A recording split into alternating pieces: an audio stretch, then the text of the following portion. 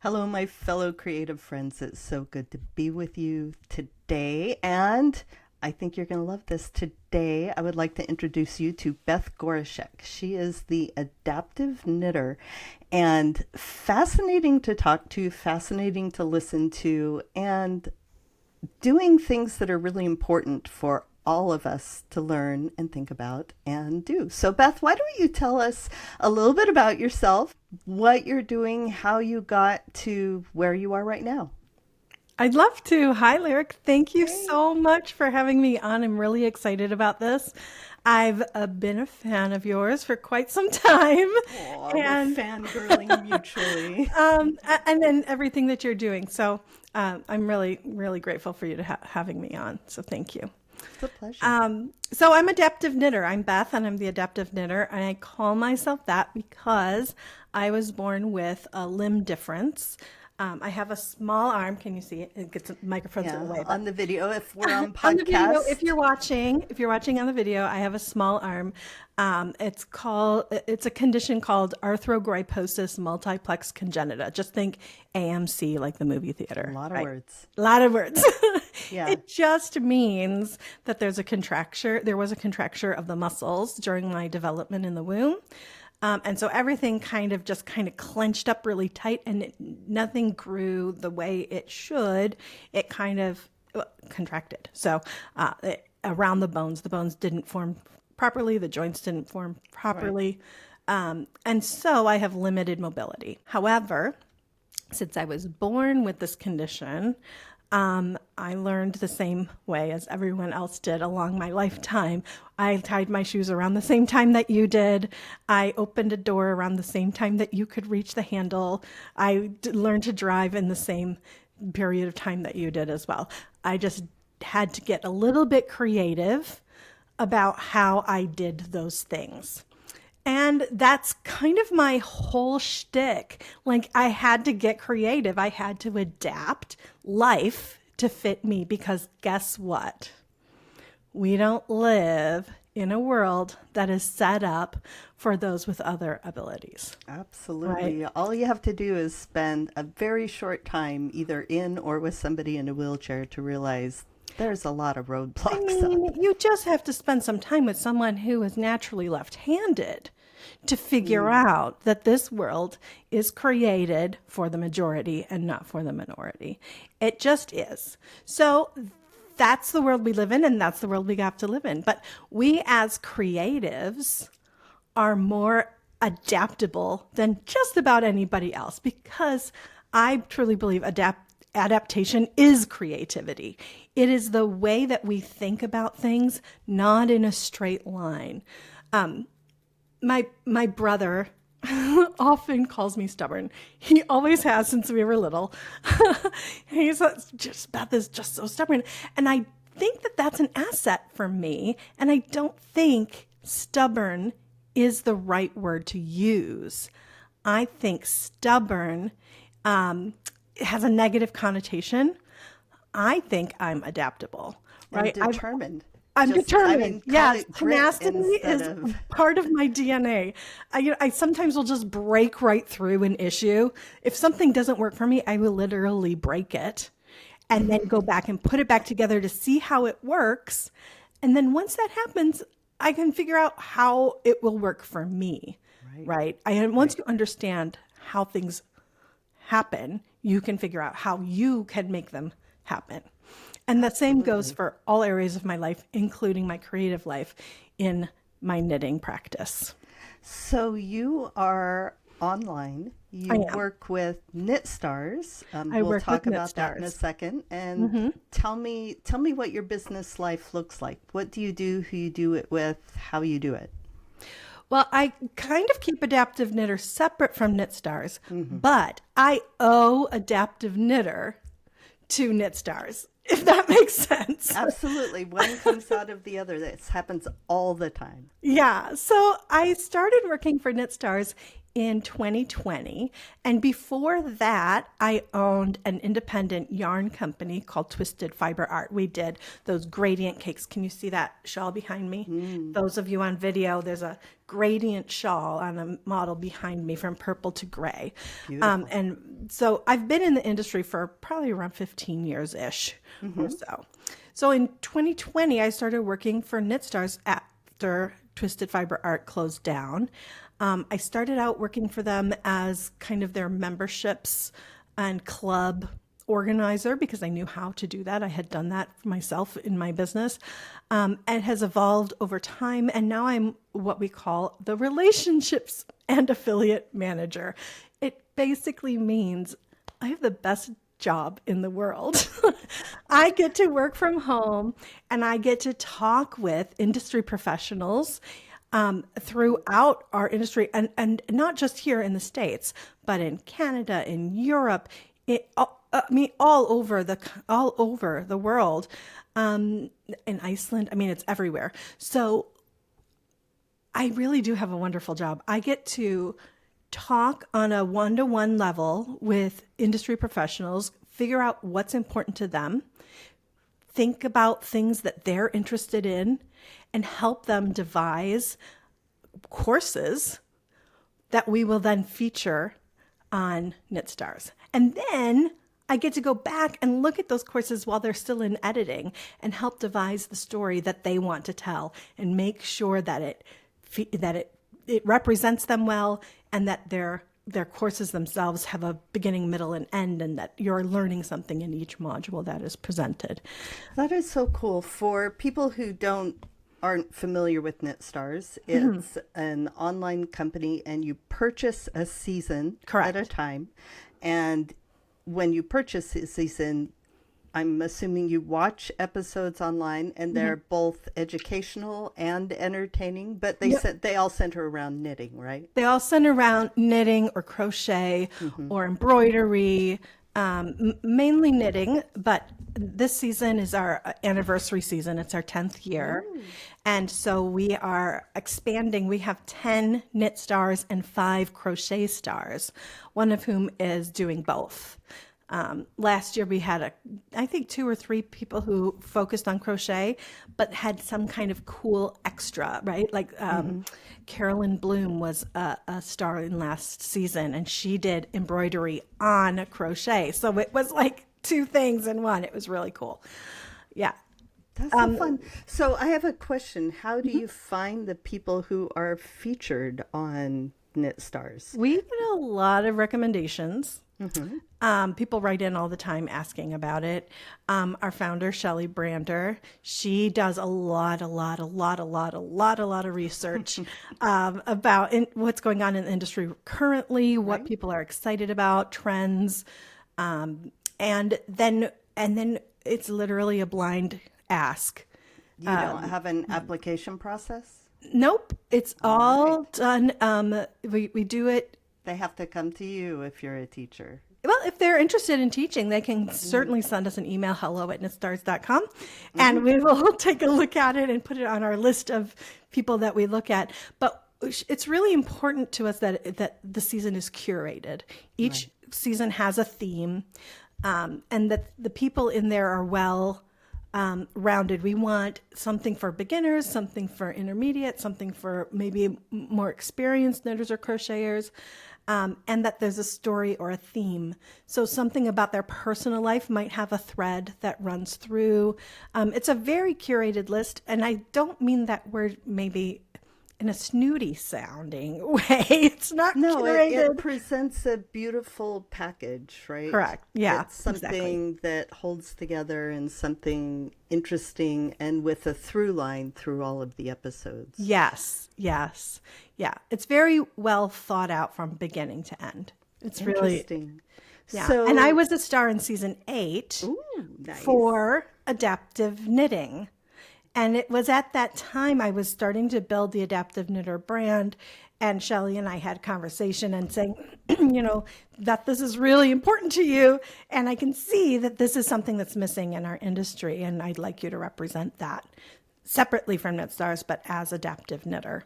That's awesome. And that really helped me to launch the brand as it now stands. Before that, I was doing things. I was doing talks. I was teaching a little bit, but until I branded as Adaptive Knitter, it wasn't an entity. So here's another way of saying that you also began to curate your own story and your own brand in your business that was a cohesive story that had a very niche and particular and good audience in one way. Yes. And we talk about this all the time in the Academy for Virtual Teaching, where we're all teachers, that you find the people who need you. And you narrow it down to them and you really speak to them, and then your message goes outward from there. But you have to begin with something tight, something specific to offer your audience. And I really struggled with that in the beginning. Trying to find disabled makers is not easy. It's not something that every person with a disability wants to broadcast across the world, right? So using my platform, speaking to all humans, and specifying that everyone has something that they have to overcome, right? And that disability is not one of those things. Disability is life as we know it. It is not something to overcome. It is just part of life. And everyone has something like that in their life, or they will. Live long just enough aging just aging causes some issues for some people that they've never had to deal with before. Absolutely. Hand pain, shoulder pain, neck pain, knee pain, back pain. Sitting in the chair for the same amount of time that you did 10 years ago feels differently in your body now. So how can we modify that situation for you so that you can still enjoy your crafting? How can we raise a table so that your sewing machine is at a better level for your back and your posture in the way that you are sitting in your body now?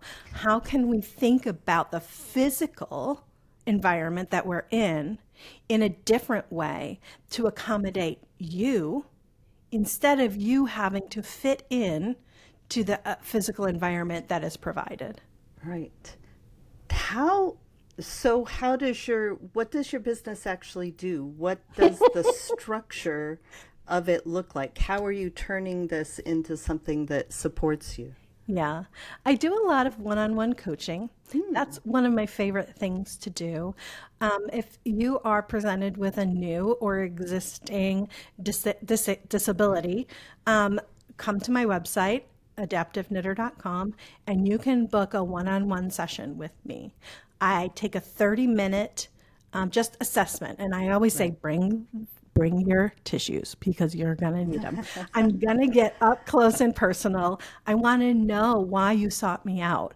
I want to know emotionally how you're feeling about where you are currently. And I want to know physically what is going on with your body that made you decide that you needed some encouragement or some help or some ideas about how to modify what you're doing. So that's the first session. And then I do a full hour session after that, where we literally get physical. I want to see yarn in your fingers. I want to see needles in your hand.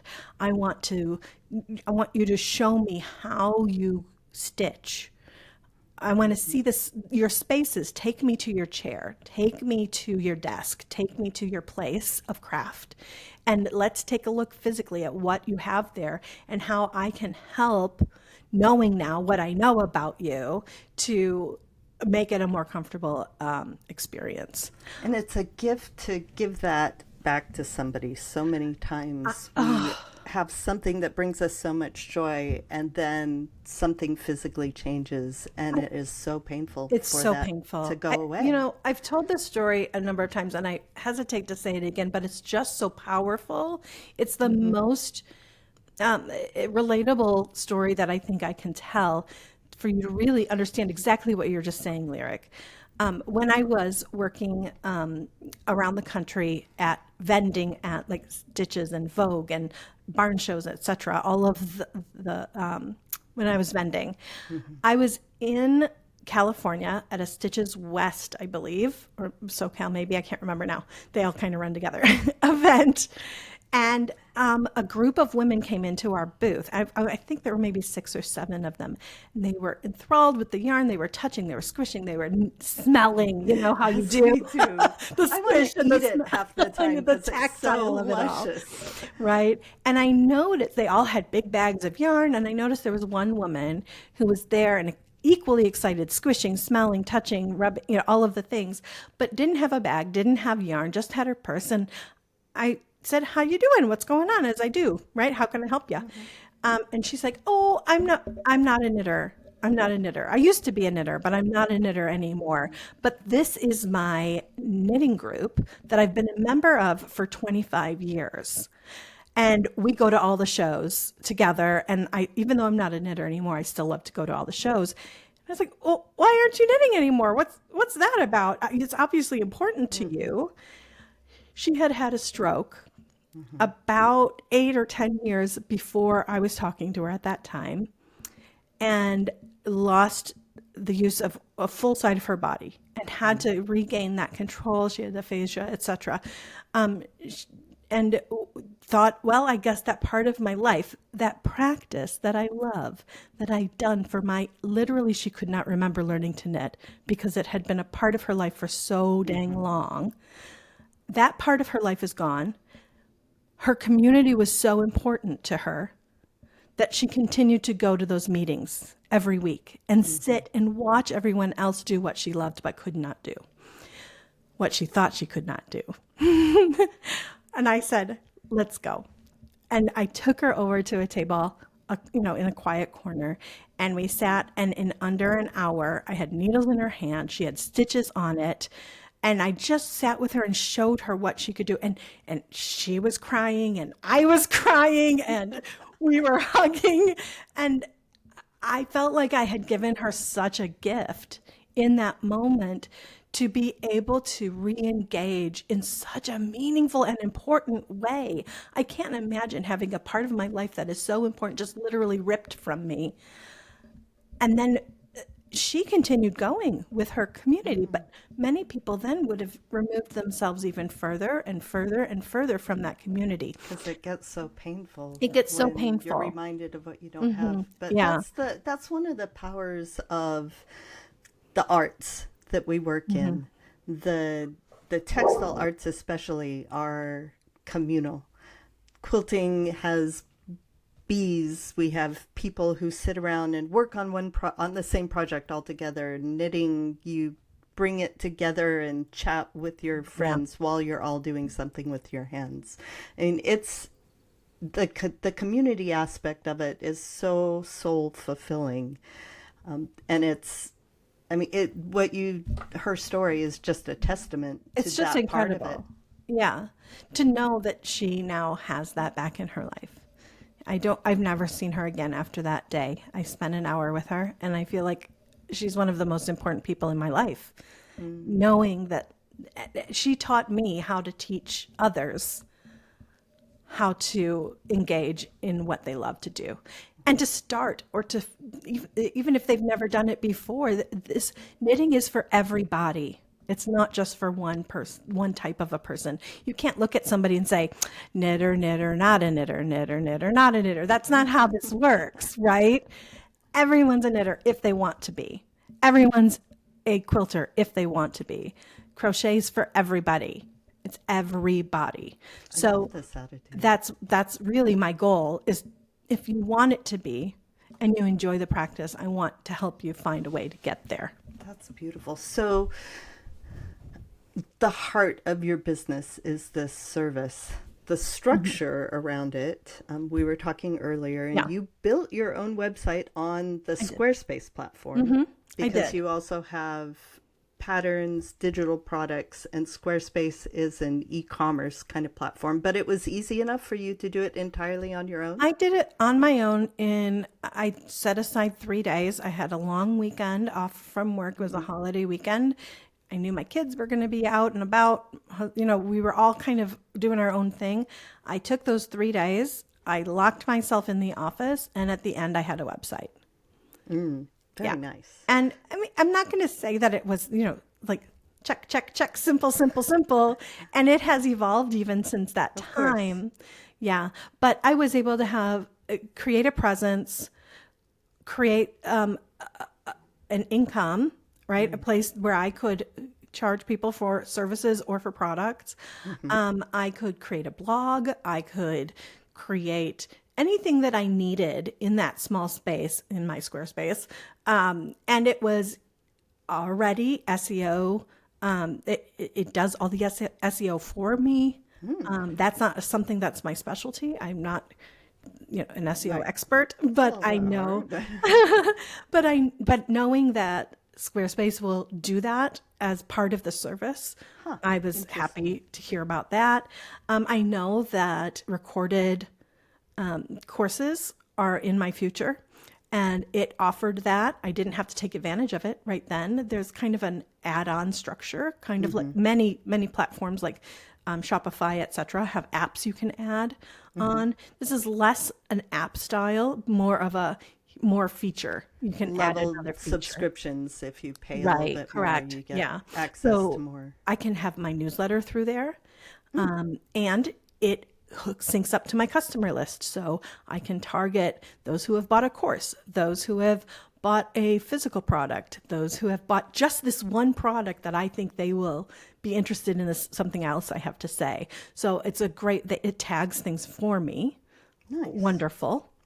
I'm a big proponent of Squarespace. I keep telling people about it. It's simple, it's easy to use, and it does what I need. It's not fancy, and it's not for somebody who has a ton of physical product, right? It's not, I would say, personally, you can add product to it, certainly, but it's not as intuitive as something very like few platforms outside of like WooCommerce for WordPress. Shopify is the dominant Shopify's platform. the gold standard, I think, for But product. all the other ones that are doing marketing, funneling, and website building, and especially online classes, for some reason, those two things, selling physical goods, don't go with the coding that it needs, which is okay. I mean, it's almost impossible for any one platform to do all the things.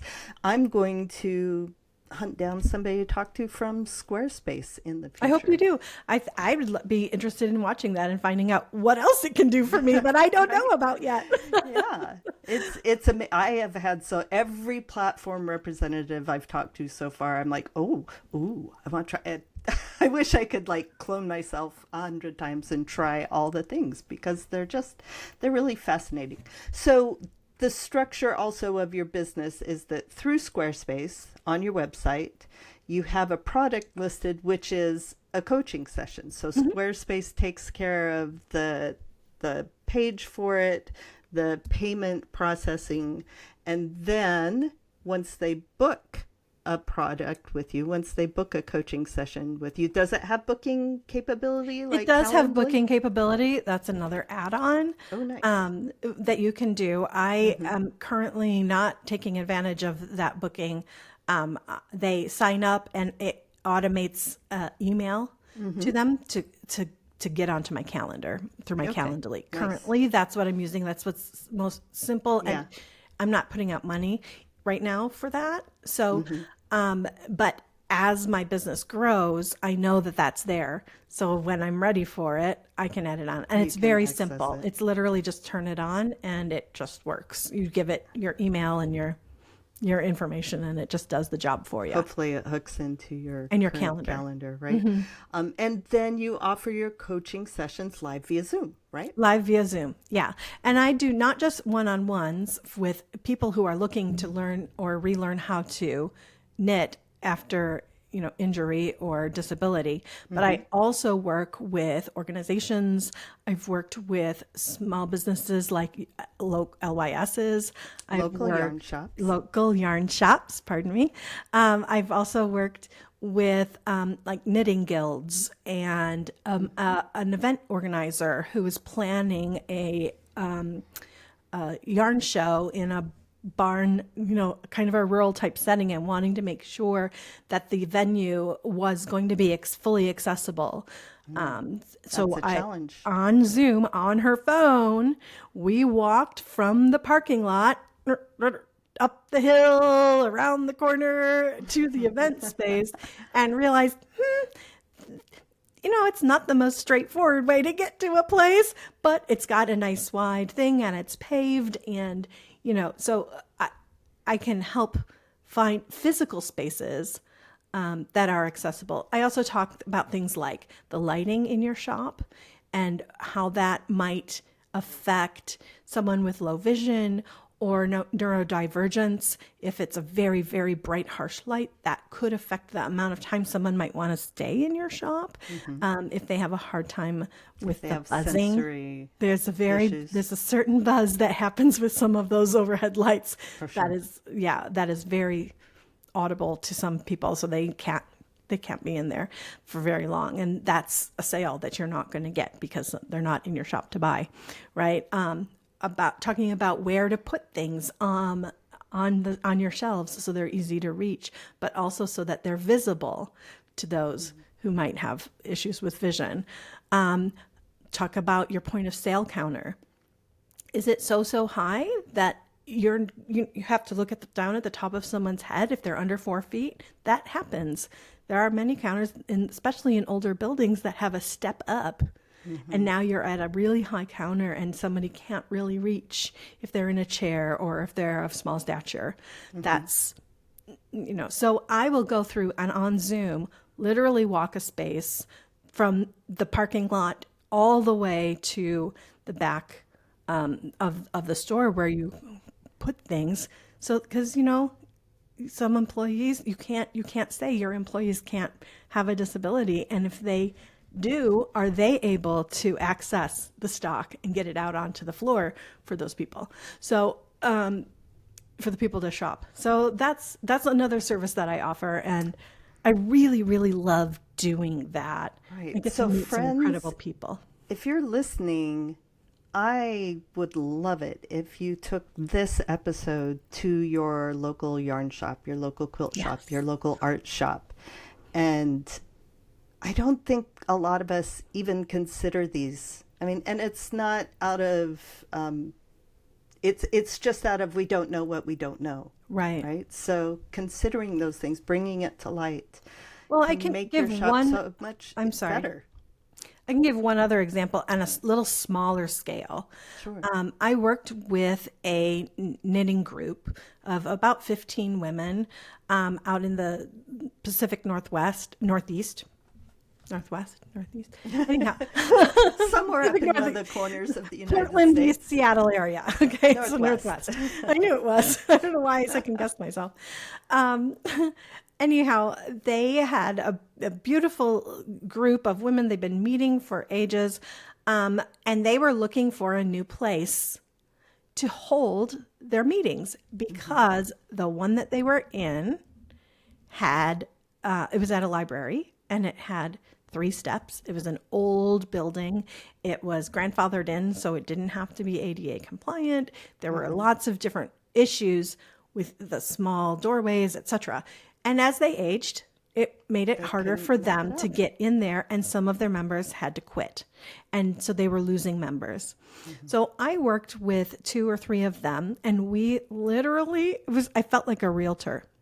We went in 3 different sessions to 3 different places, and we walked from the whole space. We walked from the parking lot all the way in. One of them didn't have a parking lot. It was street parking, and there were no curb cuts because in this part of the city, it was not, it just was not updated. So That was a really interesting, fun, and smaller scale opportunity to think about your community and how you can make it inviting for others, right? Just the place where you hold your knitting group. If it's at someone's house, do they have 4 steps that people need to get up to get into your living room? That could be an issue, That's right? a huge thing. So, speaking of we don't know what we don't know, what about us as online teachers? If I hold live Zoom classes or record on-demand classes, what am I missing that would make my courses more accessible? So 2 main things come to mind when I think about what is important for video. First thing is lighting. It's really important to have really good lighting, not just on your face, but from top down. So when you're doing the techniques and you're recording the techniques, people can see what it is that you're doing. Let's talk practically. What does good lighting mean? Okay. So first of all, fewer shadows is better. So practice first with your lighting. And if when you're doing your technique, you can see that on the table, move your light. Find another position for it. If you see a shadow. If you see a shadow. I always recommend get something as diffuse as you can. The original, if you've got supplemental lighting to the natural light in your room, even just a low infill light, if your lighting is all overhead, will take away those shadows. Yeah. And that's an important bit. Don't start any fires, please. But an inexpensive table lamp with a daylight bulb and throw a piece of white cloth over it it doesn't have to be fancy. It doesn't have to be big, but you're absolutely right. Good lighting, diffuse, clear, without any shadows is going to give your student the best experience. Yeah. And especially for those with low vision, contrast is important. So using a neutral background, white or gray or a soft blue, something that's very, very light is important. Then secondly, whatever your yarn or material or whatever it is that you're teaching with should have a really good contrast with the background. And thirdly, if you're like showing stripes or the process of combining 2 fabrics under a sewing machine or something like that, you want to have 2 very different colors going together so that somebody with low vision can see the difference of before and after. That's really important. And you can say, this isn't maybe the color I would have chosen for this project. However, I want to make sure that you can really see it, and I want everyone to be included. Yeah, absolutely. When I teach, for instance, bead embroidery on fabric, I use black thread that I would never use otherwise, but it shows up on camera against the pale fabric that I'm using. Otherwise, I wouldn't be able to see it. No. And if you can't see it, imagine someone who has your picture as big as they can get it on their screen, really up close. If they can't see that, then they're not learning anything from you. And the whole reason that you're doing this course or this video is to teach. So if your student isn't learning, then you're not teaching. You're not completing your task. What else are we missing? Subtitles. Always. Especially closed captioning. It's so easy to do now. With AI, you can upload a transcript and boom, it's there as it does it itself in many cases. And many of the video editing programs now have added that. CapCut's my favorite. It's a one button, all the captions. Isn't that amazing? So Lyric is going to put that list for us in the because I want to see that too.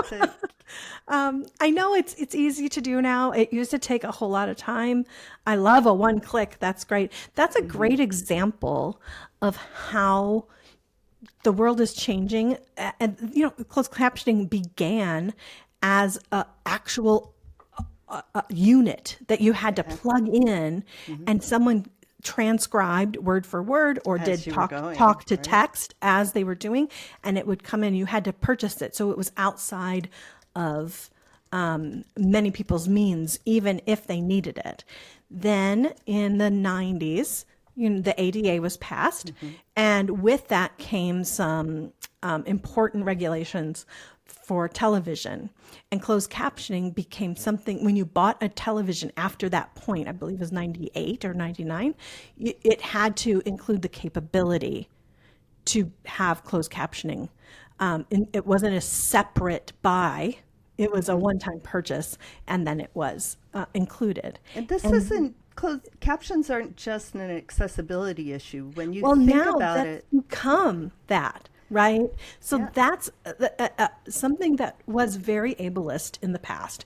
You couldn't watch television, right? If you couldn't hear. Now, after that point, now you could, but it helped other people too. right? We can watch our classes at a work meeting as long as the video's on silent. Yeah, You know, hold exactly. your phone under the table and Yeah, so that's a great example of something, an innovation, an adaptation that was put into place that helps everyone, not just someone with who's hard of hearing or has an auditory issue, right? Right. This helps everyone. The same thing with those curb cuts. What started out as a way for wheelchair users to get from one side of the able to street cross to the the street. other has become so ingrained in our normalcy every day. I have 4 children. I can tell you I loved curb cuts with my with a 3 kids in a stroller, with stroller pulling at the same luggage, all the time, things. right? Yeah. Yeah. Going from the car up to my house with my 4 bags of groceries.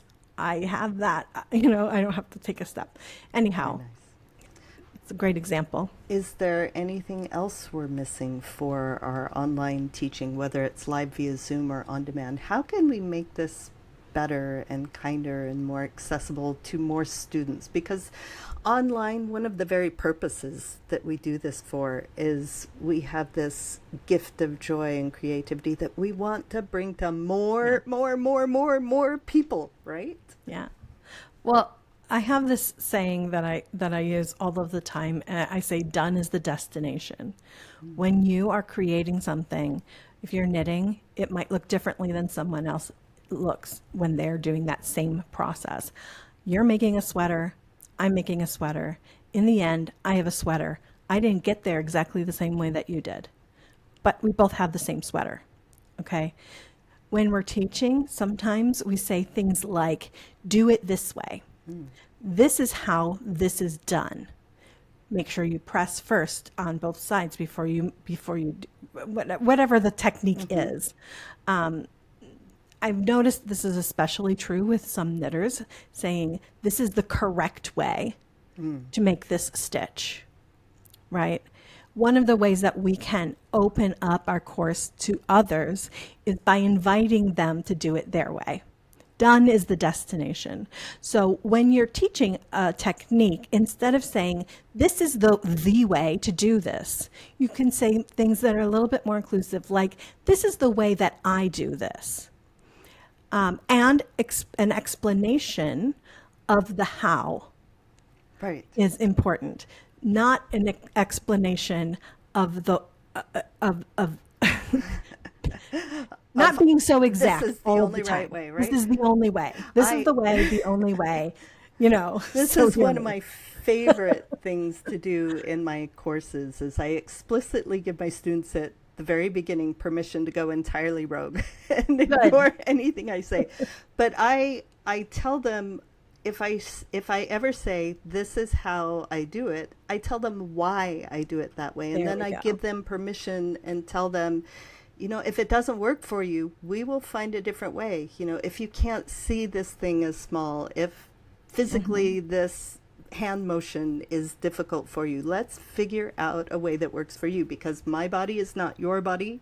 My mind is not your mind. And honestly, sometimes, especially when there is an instructor who said, this is the only right way. My way is the only right way. Sometimes it's not about them. Most of the time it is. but in all honesty, your end goal might be different from theirs. Yeah, Right. so listen and listen for the end goal as well, and then choose. You don't have to take their word Right. for it. You can make your own choices, right? Right. I would say there's one more, and it just sprang to mind as we were talking. And this is for when if you're creating a full course, not just a tutorial, not just a video tutorial. If you're creating a full course, keep in mind neurodivergence and the fact that not everyone can concentrate on a 3-hour class. Okay, so Right. I love the idea of breaking things up into thematic units. Some people call them modules, some people call them lessons, some people call whatever you want to call them. But honestly, even if you're not neurodivergent, I think our attention spans are much less Right. in recent Well, times. So 23 minutes really is like the longest you should it probably really go. is a better experience for your students too. If you're pre-recording an entire course, I in the academy, I strongly recommend people to make under 4-minute videos Yes. and have one idea per video. Yes. Put four videos in one lesson, but Sure. also the experience of them being able to find what they need when they go back. If you have one video that's one idea, then a simple title tells people what they're going to get in that video.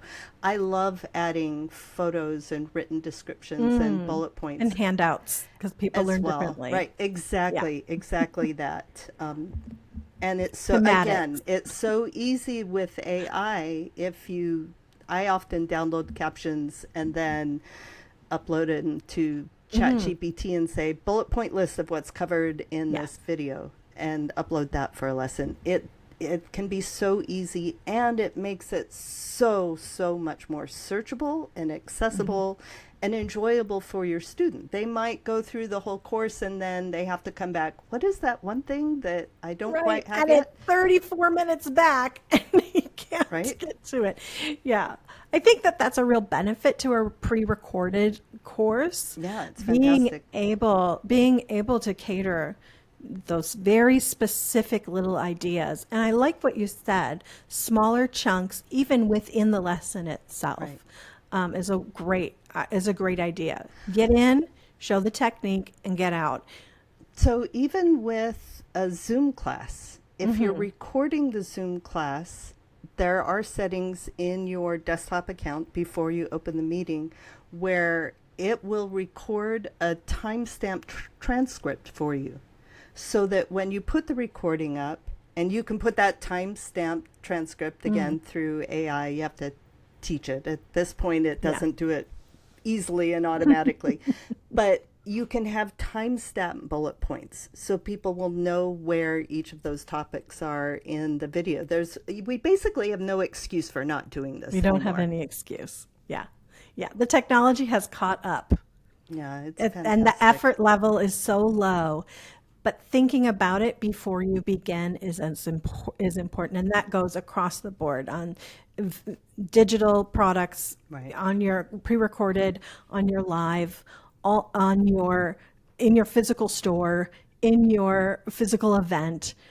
Begin in the manner that you'd like to proceed, and thinking about accessibility ahead of time is going to save you all of the worry and all of the fussing later. Right. And the thing that is wonderful about it is it's not an extra added burden and expense. It's good for your business Yeah. to do this. It will bring you more customers. Beth, this has been an absolutely wonderful and fantastic time. I have learned from you, and I really hope that we spread this word of, accessibility and making the world bigger and broader and more beautiful for many other people.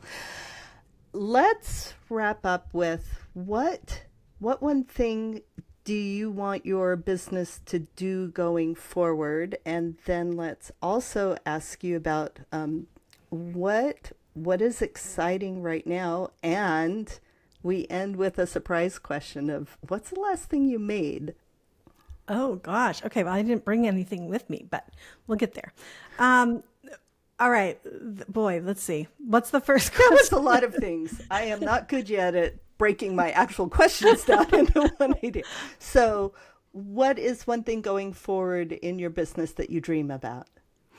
I'm passionate about collaboration over competition. I think that collaboration makes our world better, and I believe that our industry sometimes leans more towards the competition and less towards the collaboration because of secrets, right? Like, I'm not going to share my diet style because it's mine, All the right? Or things. other things, and that's not just our industry; that's everywhere. So, one of the things I'm most excited about is this new concept that I'm starting to build that's under the Adaptive Knitter umbrella, and that is knit working. I love it. I love it. That's such a good name. I'm planning my first retreat for the fall of 2026. It's a knit Nice. working retreat from Adaptive Knitter for industry professionals. Very small. I'm talking like 20 max people, but in a beautiful actual retreat setting. And thinking about accessibility from the very beginning, I would like it to be 70-ish% work and collaborating and speakers and learning and finding ways to work together, and the other percentage actual retreat where you can take care of your body and you can recover in between, and that way it's available for everyone to enjoy. It sounds It's dreamy. not work all of the time, but if you want it to be work, you can make it that, right? Excellent. Excellent. And so that's the first of many, I hope, knit Fantastic. working retreats Tell me that I'd like to about plan. tell me about one thing you're excited about right now with your business.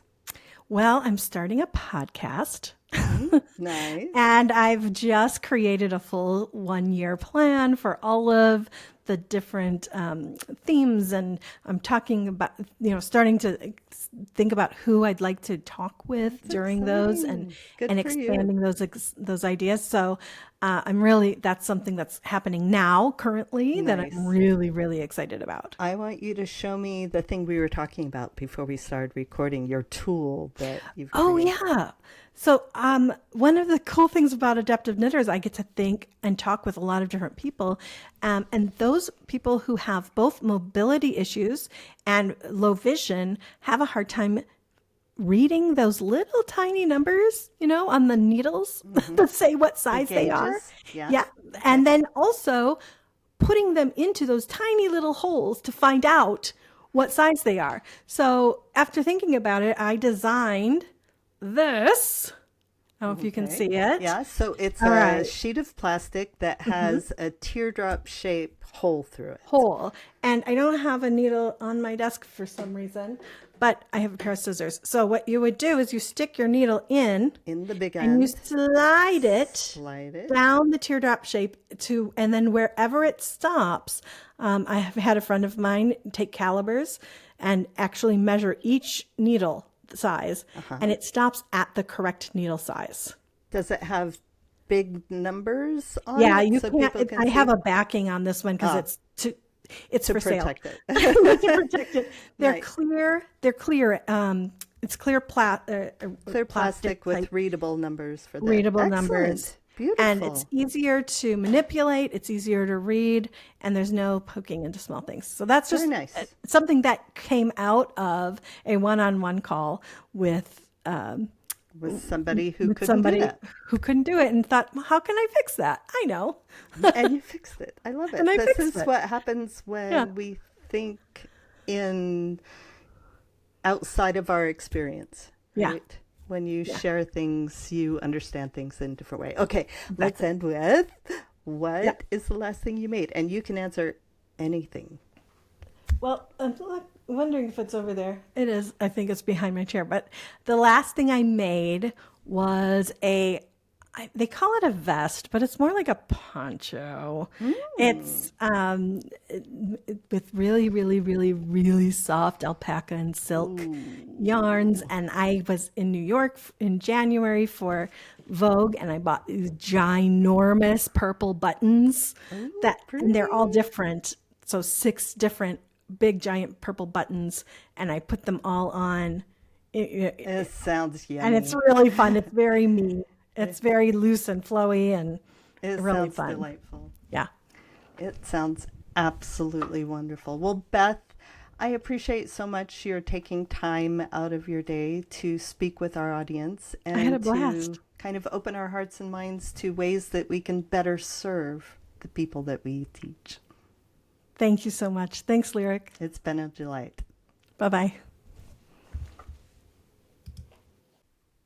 It was so much fun talking to Beth, and really, inclusivity is just good business. It brings you more students. It brings your customers into a welcoming and inviting space that works for them and makes the connection with you.